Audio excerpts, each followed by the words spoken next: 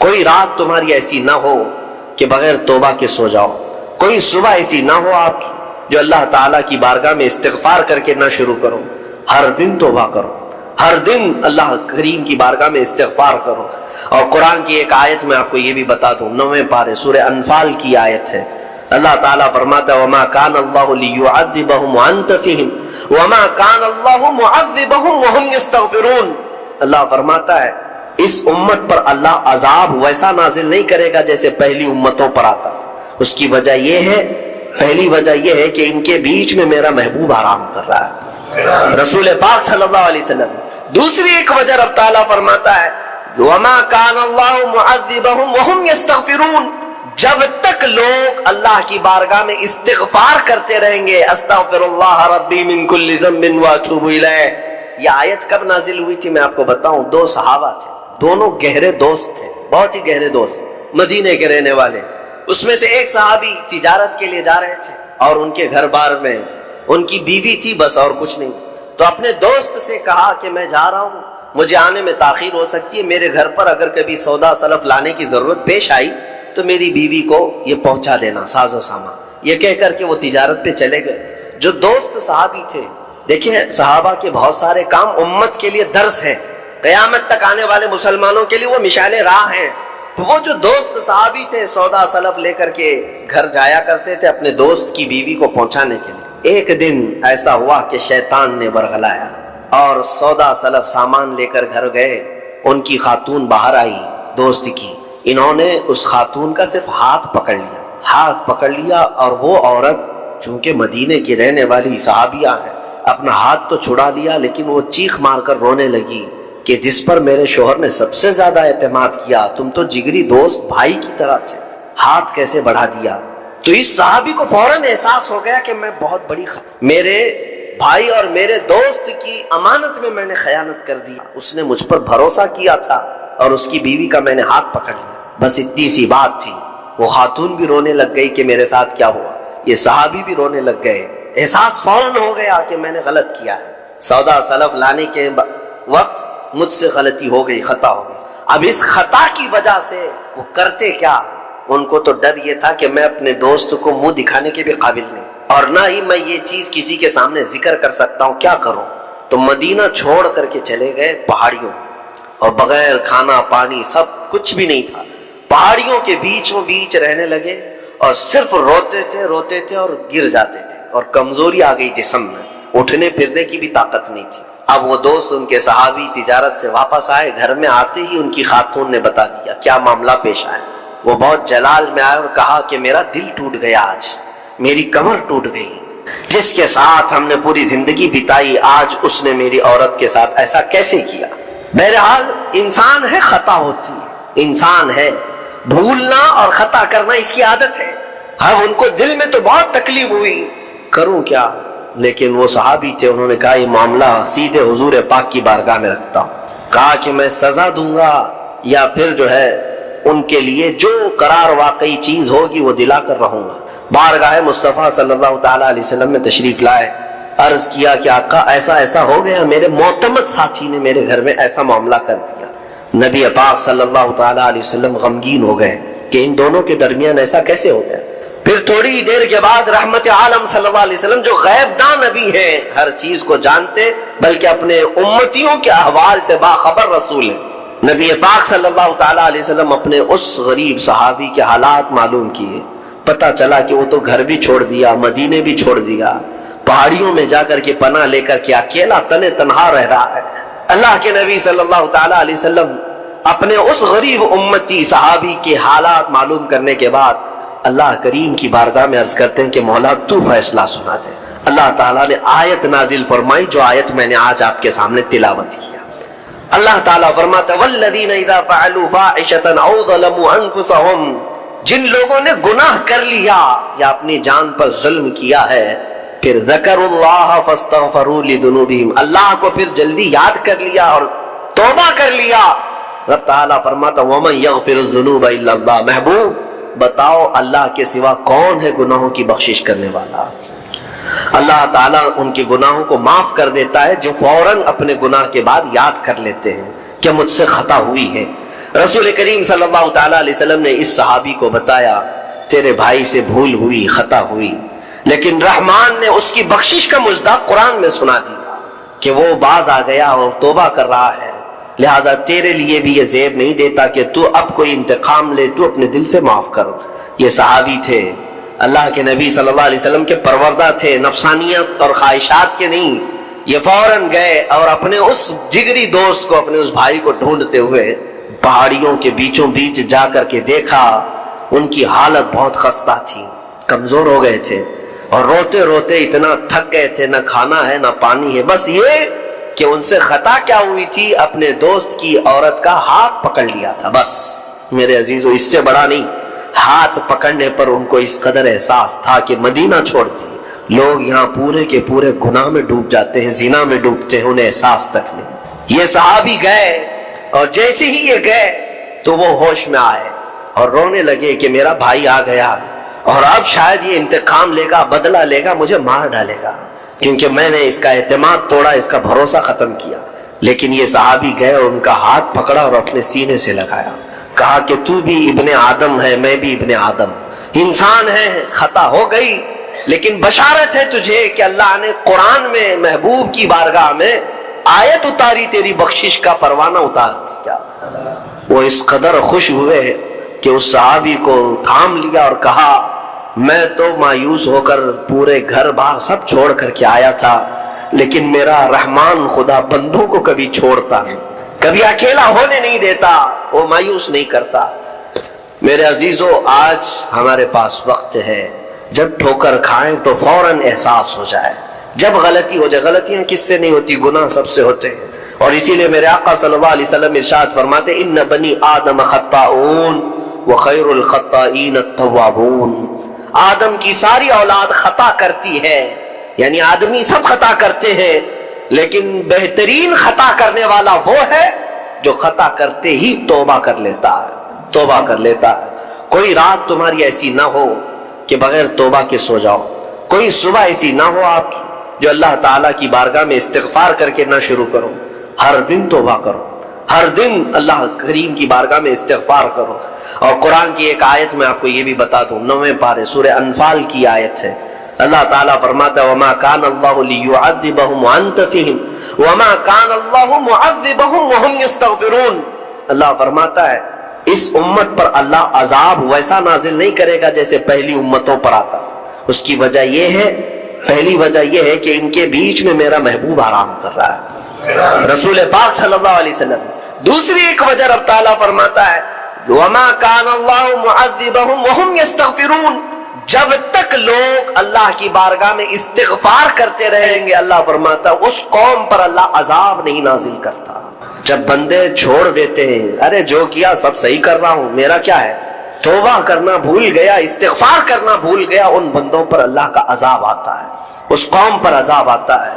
اسی لیے میں کہتا ہوں میرے عزیزو، خطائیں سب سے ہیں، ہمارے دامن کے اندر کیا کیا ہے وہ ہمیں معلوم ہے، ہمارے پروردگار کو بہت سارے راز ایسے ہیں جو اس نے چھپا رکھا ہے، بندوں کے اوپر پردہ ڈال رکھا ہے، اتنی باتیں کہ اگر وہ پردہ اٹھا دے تو لوگ رشتہ داروں کے سامنے بیٹھنے کے بھی قابل نہیں رہیں، ماں باپ دیکھ کر گھبرا جائیں گے اور اپنے گھر سے دور کر دیں، یا اگر باپ کی غلطیاں بیٹے کو پتہ چل جائے تو زندگی بھر اس کو باپ نہیں تسلیم کرے گا، وہ باپ نہیں مانے گا کہ اس کی اتنی بڑی بڑی خطائیں، لیکن وہ رحمان ہے، باپ کی عیب بیٹے سے چھپا رکھا ہے، بیٹے کے عیب ماں سے چھپا کر رکھا ہے، وہ پروردگار عالم نے پردہ رکھا ہے ہر ایک پر، لیکن اس کے باوجود بندوں کو یہ چاہیے کہ اس کی بارگاہ میں اکڑ دکھانے کی بجائے، غرور و گھمنڈ دکھانے کی بجائے عاجزی کے ساتھ اسے رحمان تسلیم کر کے عرض کرتے رہے مولا میں خطا کار ہوں اور تو پر میں آج آپ کے سامنے یہ ذکر کر رہا ہوں کیونکہ آج علاج کا دن ہے،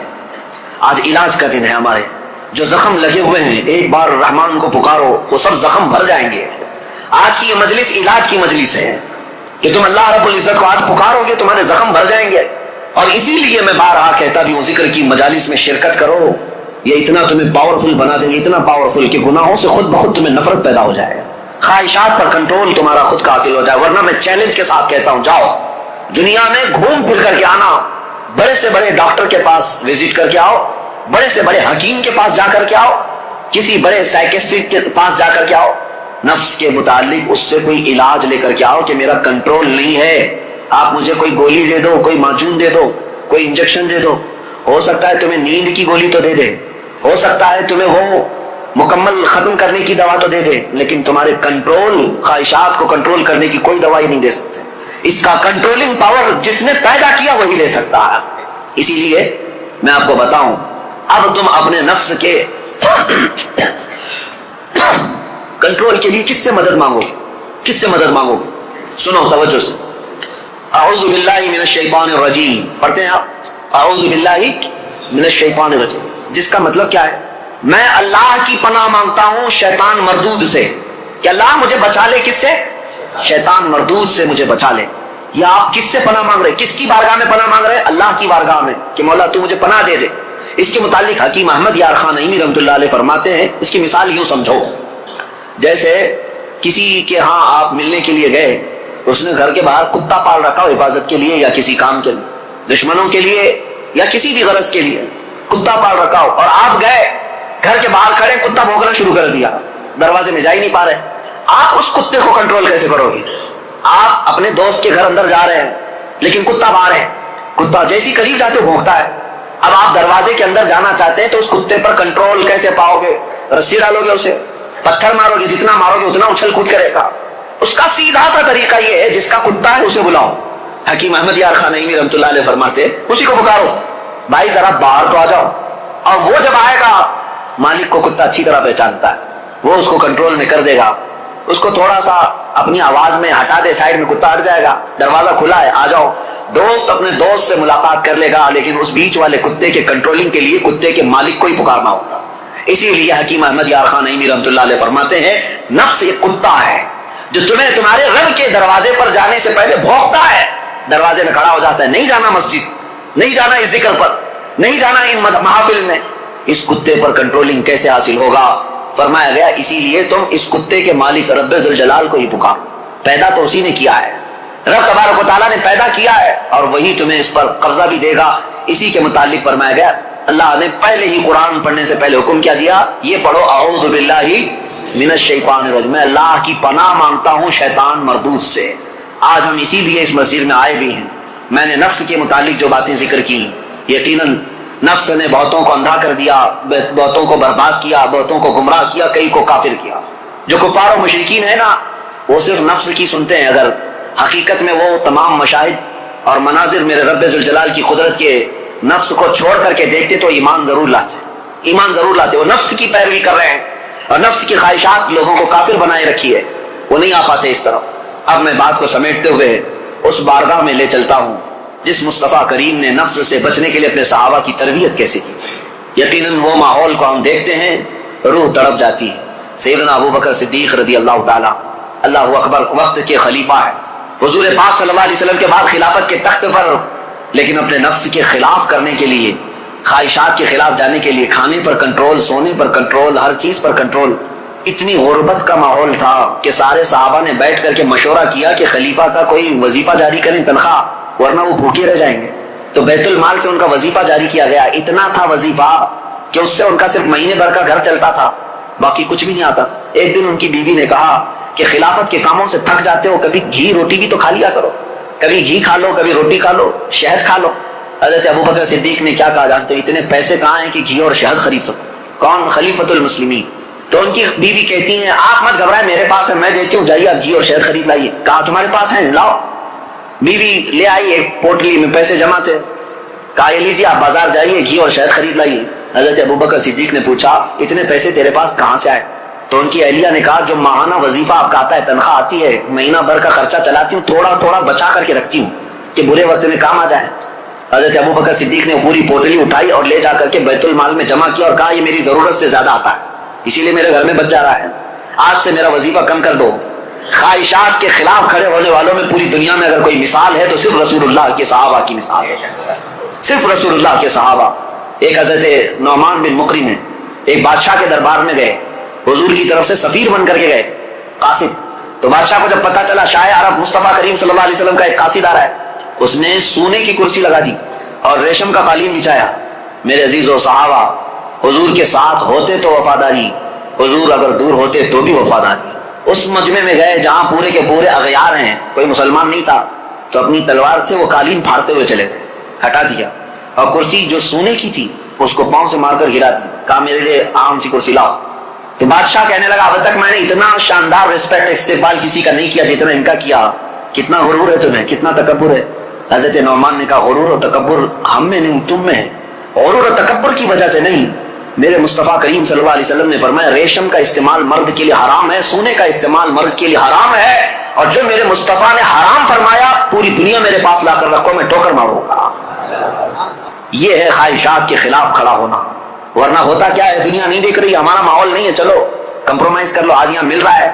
کچھ لوگ تو یہی سوچ کر کے ایسی محفلوں میں جا کر بیٹھتے ہیں جن محفلوں میں بیٹھنا ایک غلام رسول کو کبھی زیب نہیں دیتا۔ شرابیوں کی محفل میں بیٹھ گئے، کبابیوں کی محفل میں بیٹھ گئے، تمہارا کام نہ اصلاح کا ہے نہ تبلیغ کا ہے، پھر بھی جا کر کے ایساؤں کے درمیان بیٹھ گئے، کیوں؟ کوئی دیکھ تھوڑی نہ رہا ہے، کوئی دیکھ تھوڑی نہ رہا ہے۔ اور کبھی کچھ کفار و مشرکین کے بیچوں بیچ بیٹھ گئے گپے لگاتے ہوئے، اور پھر یہ سوچتے کوئی دیکھ تھوڑی نہ رہا ہے، بیٹھا تو بیٹھا لیکن ان کی حرکتیں بھی کرنے لگ گئے۔ ایک صاحب، اور ویسے تو بہت سارے ہیں، خواہشات ان کو کہاں تک لے جاتی ہے، خاص طور پر نیتا گیری کرنے کے وقت سب بھول جاتے ہیں دین کیا ہے، اسلام کیا ہے، میرے مصطفیٰ کی تعلیمات کیا ہے۔ چند لوگوں کو راضی کرنے کے لیے اور ایک کرسی کی خواہش کے لیے کسی بھی مورتی کے سامنے ناریل بھی چڑھا دیں گے، حکم بھی لگا دیں گے، سب کر لیں، اور پھر وہ یہ سوچتے ہیں تھوڑا سا کر لینے سے کیا ہوگا۔ وہ رسول اللہ کے صحابہ بادشاہوں کے دربار میں کھڑے ہو کر کے بھی کمپرومائز نہیں کرتے تھے، تو محلے گلی کوچے کی کرسیوں کے لیے دین بیچ جاتے ہیں۔ یہ خواہشات پر کنٹرول نہ ہو تو آدمی ہر چیز کا غلام ہے، ہر چیز کا غلام ہے، نیند کا غلام، مال کا غلام، عورت کا غلام، معاشرے کا غلام۔ یہ ساری حرکتیں جو آج نوجوان کرتے ہیں غلام ہیں، یہ غلام ہے۔ بہت سارے کام اس لیے کرتے ہیں کہ نہیں لوگ کیا بولیں گے، تم لوگوں کے غلام ہو، لوگوں کی خواہشات کے مطابق جینا چاہتے ہو، اس لیے تو بہت ساری چیزیں تمہارے آڑے آ جاتی ہیں۔ میں داڑھی رکھ لوں گا لوگ کیا بولیں گے، ٹوپی پہنوں گا لوگ کیا بولیں گے، میں علماء کے ساتھ بیٹھوں گا لوگ کیا بولیں گے، لوگ کیا بولیں گے، تم لوگوں کے لیے جی رہے ہو، غلام ہو۔ کئی ایسے ہیں جن کی غلامی کبھی ختم نہیں ہوتی، تم اللہ اس کے رسول کے لیے جیو، ان خواہشات سے باہر نکل آؤ، ان خواہشات سے باہر نکل آؤ۔ عزیزان گرامی وقار، ان خواہشات کو ختم کرنے کے لیے اگر کوئی سب سے پاورفل علاج ہے تو وہی میں نے کہا اللہ کا ذکر ہے۔ اللہ کا ذکر، قرآن کہتا ہے الا بذکر اللہ تطمئن القلوب، آگاہ ہو جاؤ، اللہ کے ذکر سے دلوں کو سکون ملتا ہے۔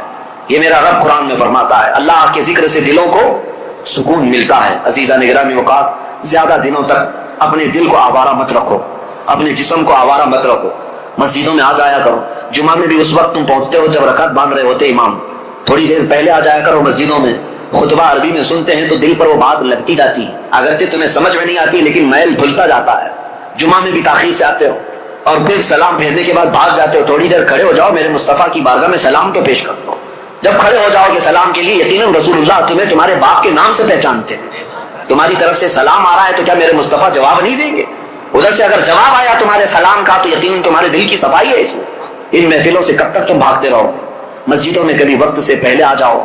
حضور پاک صلی اللہ علیہ وسلم نے ایک چیز بیان فرمائی، وہ میں آپ کے سامنے رکھتا ہوں۔ منافق اور مومن کی پہچاننے کا طریقہ کیا ہے؟ حضور فرماتے ہیں منافق مسجد میں سب سے لیٹ آتا ہے اور سب سے جلدی بھاگتا ہے، مسجد میں سب سے تاخیر سے آتا ہے اور سب سے جلدی بھاگ جاتا ہے۔ اسی لیے مجھے ڈر لگتا ہے، آپ کو بھی خوف ہونا چاہیے کہ منافقوں کی فہرست میں ہمارا نام نہ آ جائے۔ دیکھتے رہتے ہیں ابھی ٹائم، ابھی ٹائم ہے، ابھی ٹائم ہے، لاسٹ مومنٹ پر پہنچیں گے اور پھر ادھر ختم ہوتے ہی بہت سب سے پہلے بھاگیں گے۔ حدیث پاک میں ہے منافق کی علامت ہے، منافق کی علامت ہے۔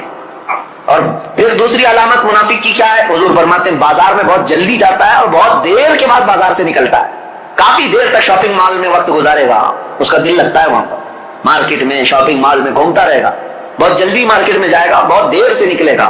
میرے عزیزوں، یہ منافق کی پہچان اور دل کالا ہونے کی علامت، اور مومن کی پہچان میرے آقا فرماتے ہیں مسجد میں جلدی آتا ہے اور دیر سے جاتا ہے، بازار میں صرف اپنے کام کے حد تک جاتا ہے اور فوراً وہاں سے بھاگ جاتا ہے، مومن کی پہچان ہے۔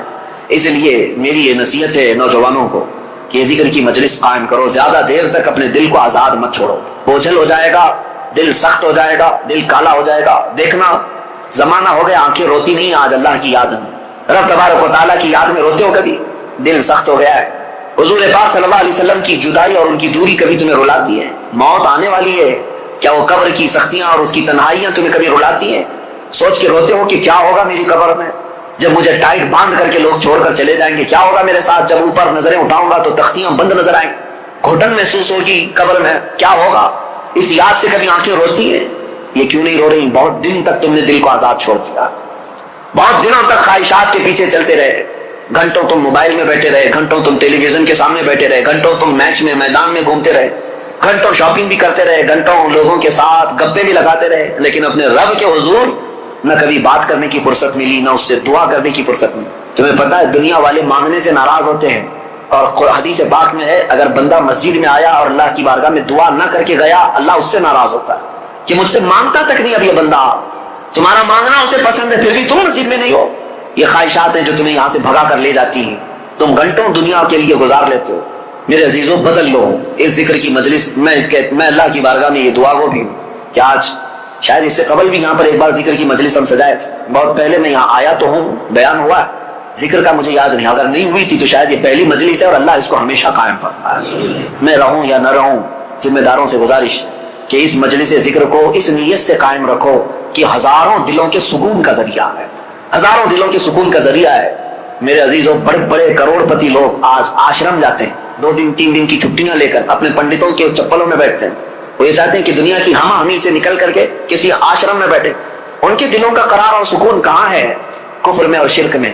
لیکن ایک حالت یہ ہے کہ تمہیں روز اللہ کریم سکون کے لیے یہاں بلاتا ہے، تم آتے نہیں، تو کم از کم اتنا تو کرو، ہفتے میں 1 مرتبہ اس طرح کی مجلسوں میں شریک ہو جائے۔ دنیا کو ایک طرف رکھیں گے، مصروفیات روز ہیں، کام کاج روز ہیں، رشتہ داروں سے ملنا روز ہے، میٹنگیں چلتی رہیں گی، کبھی ختم نہیں ہوتی، لیکن کبھی تو ایک دن اسٹاپ کر کے یہ سوچے کہ آج میرے رب سے ملاقات کی رات ہے، آج کا یہ ٹائم صرف اور صرف میرے رحمان خدا سے بات کرنے کا وقت ہے۔ اس لیے تو ان مجلسوں میں آ جایا کرو۔ ایک وقت آئے گا کہ جب تمہاری آنکھوں میں نور اور دل میں سرور ضرور داخل ہوگا، اس طرف آپ توجہ ضرور دیں، ورنہ آزاد چھوڑے رہیں گے تو یہ آزاد گھوڑا ہر میدان میں دوڑائے گا، نفس کا گھوڑا ہر میدان میں دوڑائے گا۔ اس کو اتنا آزاد نہ رکھو، اس کو لگام دو، اور اس کے لگام کی رسی میرے مصطفیٰ کے قدموں میں ڈال کر رکھو کہ نفس کو اب جہاں جانا ہے۔ اب آپ سوچ سکتے ہیں رسول اللہ جو سید الانبیاء ہیں، سارے نبیوں کے سردار، وہ دعا کرتے تھے، کیا دعا کرتے تھے؟ اللہم لا تکلنی الی نفسی طرفۃ عین، اے اللہ میرے نفس کو میرے حوالے 1 منٹ کے لیے بھی مت دینا، تو اپنی حفاظت میں رکھ۔ رسول اللہ کا کون سا نفس تھا؟ میرے آقا کا کہاں کیسا نفس ہے؟ کیا کبھی آپ نے حدیث میں کسی روایت میں سنا کہ حضور نے نفس کی یا خواہشات کی پیروی کی؟ کبھی نہیں میرے عزیز۔ جو پتھر کا تکیہ رکھنے والے، چھال کے بستر پر سونے والے، پیٹ پر پتھر باندھنے والے رسول، کیا کبھی نفس کی غلامی کی؟ نہیں۔ اس کے باوجود اللہ کی بارگاہ میں دعا یہ کرتے تھے، مولا میرے نفس کو میرے حوالے مت کرنا 1 منٹ کے لیے، پلک جھپکنے کے برابر بھی، تو اپنی حفاظت میں رکھ۔ اور ہم جیسوں کو کیا کہنا چاہیے؟ اگر ہم اپنے نفس کی حفاظت اللہ کے حوالے نہ کریں تب تو یہ اتنی تباہی مچائے گا، اتنی تباہی مچائے گا، سوچ بھی نہیں سکتے۔ آؤ آج ذکر کی مجلس ہے، ہم اپنے نفس کو، اپنی خواہشات کو رحمان کے حوالے کرتے ہیں اور عہد کرتے ہیں دل میں کہ مولا میں آج توبہ کے لیے آیا ہوں، توبہ کے لیے آیا ہوں۔ مجھے ایک محفل یاد ہے، ایک بندہ جو کافی دنوں تک کئی الگ الگ قسم کے کاموں میں مصروف تھا، ہماری ذکر کی مجلس شروع ہوئی، ذکر کی مجلس میں آیا، اور ذکر کی مجلس میں جب پہلے ہمارے یہاں بدھ کے دن ذکر ہوتا اور جمعرات کو روزہ رکھتے، اتفاق ایسا ہوا کہ ابھی نیا ذکر میں آ کر توبہ کیا تھا، 2 دنوں کے بعد انتقال ہو گیا۔ لیکن اس بات کی خوشی تھی کہ لوگ یہ کہتے کہ زندگی میں اتنی برائیاں، بہت ساری چیزیں ہم نے دیکھی تھی، سوچتے تھے کہ کبھی یہ نہیں سدھرے گا، بہت بے حیا ہو گیا ہے، لیکن یہ کس کو معلوم تھا کہ اس کی موت کو ابھی 4 دن بچے ہیں، اس سے پہلے وہ ذکر کی مجلس میں آیا ہے اور توبہ کر کے اللہ تعالیٰ کے حضور جانا چاہتا ہے۔ یہ میرے مولا کا کتنا بڑا احسان ہے، اور ہم میں سے کسی کو نہیں معلوم ہماری زندگی کی آخری شام کب آنے والی ہے، ہم میں سے کسی کو نہیں معلوم کہ کل کا سورج ہمیں دیکھنا بھی ہے یا نہیں۔ کاش رب تبارک و تعالیٰ ہم غلاموں کے ساتھ بھی یہ احسان کرے کہ جب موت قریب آنے والی ہو وہ اپنی مجلس ذکر کا ہمیں مشتاق بنا دے، اور ذکر زبانوں پر جاری رہے اور روح ہماری نکلتی رہے۔ جس کی دی ہوئی روح تھی اسی کا نام لیتے ہوئے اسی کے دربار میں جائیں تو میرے عزیزو زندگی وصول ہو گئی، زندگی وصول ہو گئی۔ لیکن کچھ کو تو دیکھا گیا برسوں نماز پڑھتے رہے، شیطان غالب آیا، نفس غالب آیا، اور ایسی بے حیائیوں میں لگ گئے اور گناہوں پر ان کی موت آئی۔ یہ بھی ہے، میرے آقا نے فرمایا تقدیر کا لکھا غالب آ جاتا ہے، آخر وقت کس کا کس طرح سے آتا ہے پتہ نہیں۔ لگے رہو ان مجلسوں سے اور اپنے دل کو صاف کرنے میں لگے رہو۔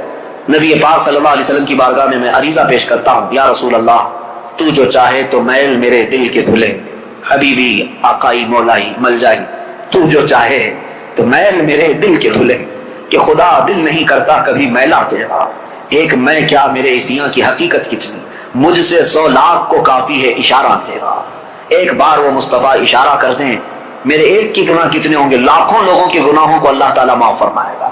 آؤ آج ذکر کی مجلس ہے، اسی رقت کے ساتھ، اپنے دلوں کی حضوری کے ساتھ، رب کی بارگاہ میں حاضر ہونے کے احساس کے ساتھ مجلس ذکر میں کھڑے ہوتے ہیں اور نہایت ادب و احترام اور خلوص کے ساتھ مولا کریم کو مناتے ہیں تاکہ اس مسجد میں بھی برکتیں ہوں اور ہمارے دلوں میں بھی برکتیں داخل ہوں، ہمارے دلوں میں بھی برکتیں داخل ہوں، اور اس دل کو اتنا پاک کر لو کہ جیسے مسجد آج چمک رہی ہے تمہارا دل بھی اتنا چمکنے لگے۔ کیونکہ مولانا فرماتے ہیں، مولانا روم مثنوی شریف میں فرماتے ہیں، کعبہ بنائے